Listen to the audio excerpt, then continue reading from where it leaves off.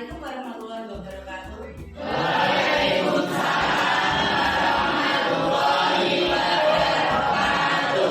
Apa kabar anak-anak semua? Baik. Alhamdulillah kalian semua dalam keadaan sehat ya. Sebelum mengawali pembelajaran, supaya pembelajaran kita berjalan dengan lancar dan ilmu yang kalian dapatkan bermanfaat, silakan ketua kelas pimpin berdoa. Siap, gerak.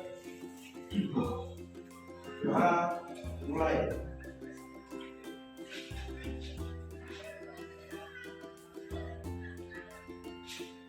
Doa selesai. Terima kasih. Dan ketika absen dulu ya untuk mengetahui kesiapan belajar kalian. Untuk kelas 10 hari ini siapa yang tidak masuk? Masuk semua. Alhamdulillah nihil ya. Oke anak, selanjutnya buka akan mengingatkan kalian tentang kesepakatan kelas yang kalian buat kemarin. Sebelum pembelajaran dimulai, kita akan selalu mengingatkan kalian bagaimana kalian menerapkan budaya positif di sekolah kita, diawali dengan membuat kesepakatan kelas kemarin. Bagaimana, masih ingat dengan kesepakatan kelasnya? Masih. Sekali. Apa sih manfaat kesepakatan kelas yang kalian buat kemarin?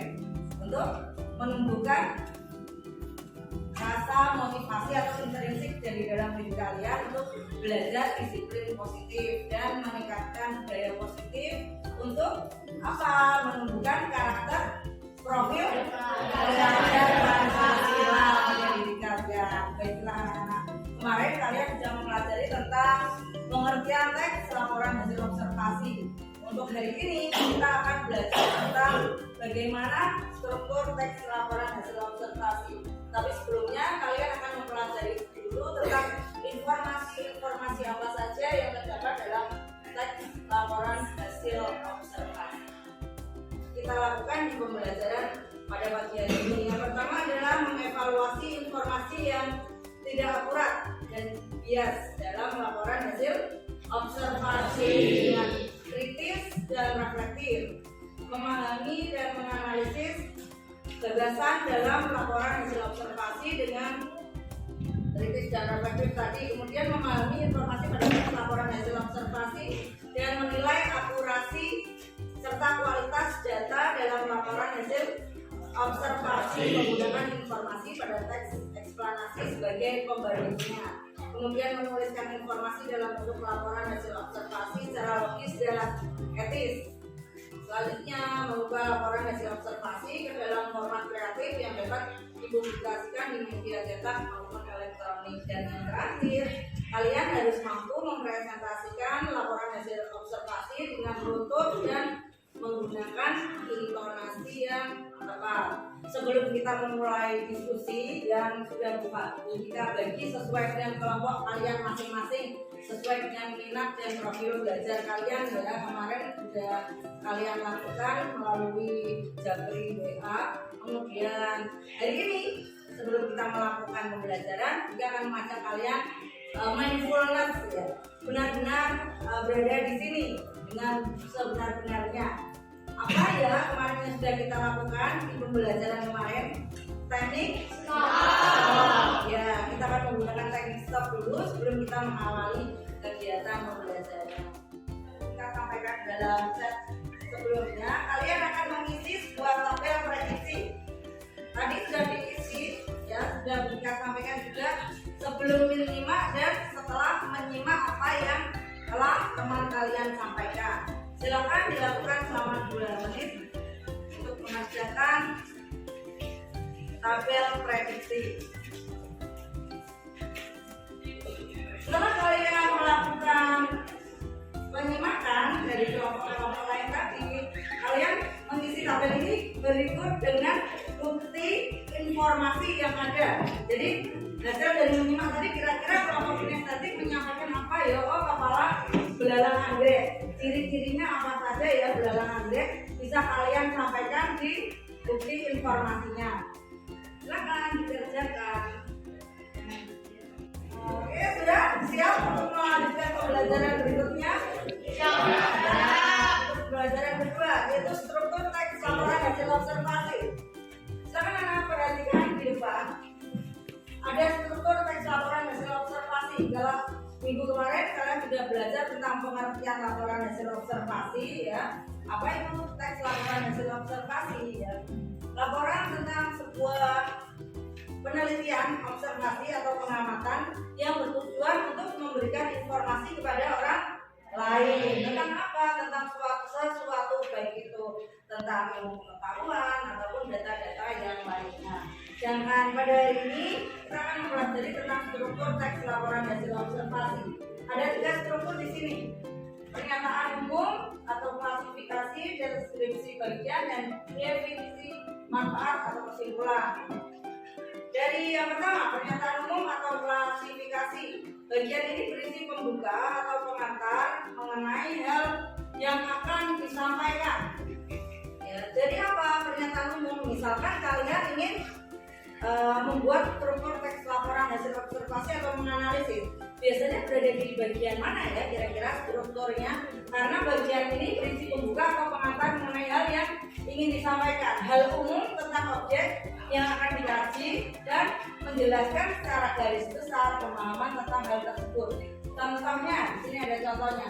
Jika objek observasinya adalah binatang, seperti yang sudah disampaikan tadi dalam diskusi, apa ya binatang apa yang diobservasi tadi? Belalang anggrek ya. Hal yang dibahas di bagian ini adalah nama ilmiahnya, klasifikasi umum binatang, serangga, mamalia atau unggas, dan tempat hidup secara umum. Contohnya tadi, namanya apa? Belalang anggrek ya. Nama latinnya apa? Sudah disampaikan tadi oleh temanmu. Kemudian kira-kira hidupnya gimana? Tadi disampaikan tidak dalam artikelnya? Hidup di kota atau di desa? Desa. Cenderung biasanya di pedesaan, di persawahan atau hutan. Seperti itu. Kemudian di deskripsi bagian. Bagian ini berisi penjelasan detail mengenai objek atau bagian-bagian dari objek. Contoh, jika objek observasi adalah binatang, hal-hal yang dapat dibahas di bagian ini adalah bagian tubuh. Sesuai dengan tadi ya, yang sudah disampaikan. Kira-kira bagian tubuh apa saja yang dibahas tadi? Mulai dari panjang tubuh, apalagi mata dari belalang anggrek. Indah sekali ya matanya yang diobservasi tadi. Kemudian ada apa lagi? Jauh hidup, habitat, dan kebiasaan unik ya. Kemudian yang terakhir, definisi manfaat atau kesimpulan. Definisi manfaat merupakan bagian yang menjelaskan manfaat dari sesuatu yang dilaporkan. Biasanya untuk benda mati. Sementara itu untuk yang mendefinisikan benda hidup, definisi yang digunakan adalah definisi perilakunya. Kalau tadi manfaat dari belalang anggrek apa yang sudah disampaikan oleh kelompok mana ya? Visual ya. Manfaatnya apa? Membasmi hama berupa serangga. Bisa membasmi hama berupa serangga, padahal dia pun serangga. Dan pada umumnya orang beranggapan bahwa belalang anggrek pun adalah serangga. Ternyata yang dianggap sebagian besar orang itu salah. Maka dari itu ada yang namanya observasi untuk menyajikan data atau informasi yang orang lain belum tahu tentang itu. Baik anak-anak, bisa dilanjutkan. Silakan kalian baca tentang tonggeret. Apa itu tonggeret? Dari YouTube, kemudian dari artikel dan dari gambar-gambar yang kalian peroleh sesuai dengan profil belajar kalian ya. Sesuai dengan minat belajar kalian, sudah dikelompokkan sendiri-sendiri. Silakan dilakukan analisis apa saja struktur yang terdapat di artikel atau laporan hasil observasi tonggeret.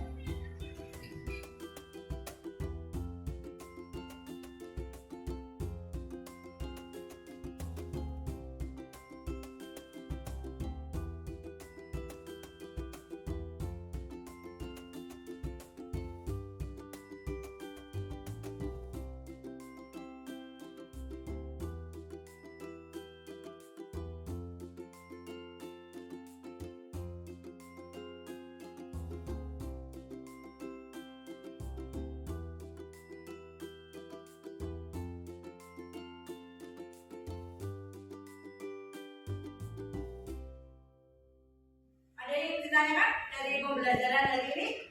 Ya.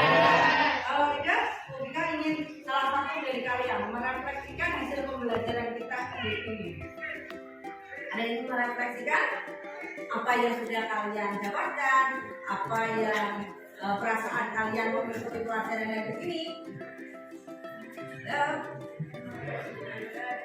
Dadah mungkin? Yang lain? Dadah dulu. Kenapa? Bisa?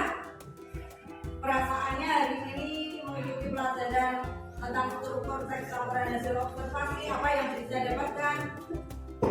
Silakan bisa. Baik,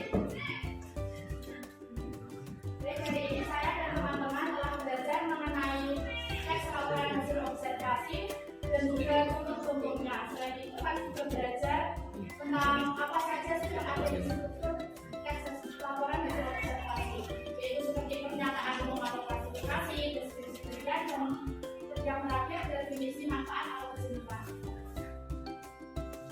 Terima kasih Brisa. Tadi Brisa sudah memberikan refleksi dari pembelajaran hari ini. Menurut Brisa, hari ini pembelajaran cukup menyenangkan dan Brisa dan teman-teman yang lain sudah mendapatkan beberapa ilmu dan wawasan baru yaitu tentang struktur dan informasi dari laporan hasil observasi. Baik anak-anak, hari ini kita sudah mempelajari tentang informasi dalam laporan hasil observasi dan struktur laporan hasil observasi. Untuk hari ini cukupkan sekian ya. Kalian sudah mampu memahami, sudah mampu mengidentifikasi struktur laporan hasil observasi, sudah mempresentasikan dengan baik. Untuk tanggapan dan komentarnya masih bisa tunggu sesuai dengan minat bakat kalian. Tugas memberikan komentar dan tanggapan dari kelompok lain. Kalian buat menjadi teks atau tulisan, audio maupun videonya sesuai dengan diferensiasi kalian. Cukup sekian pembelajaran hari ini. Terima kasih.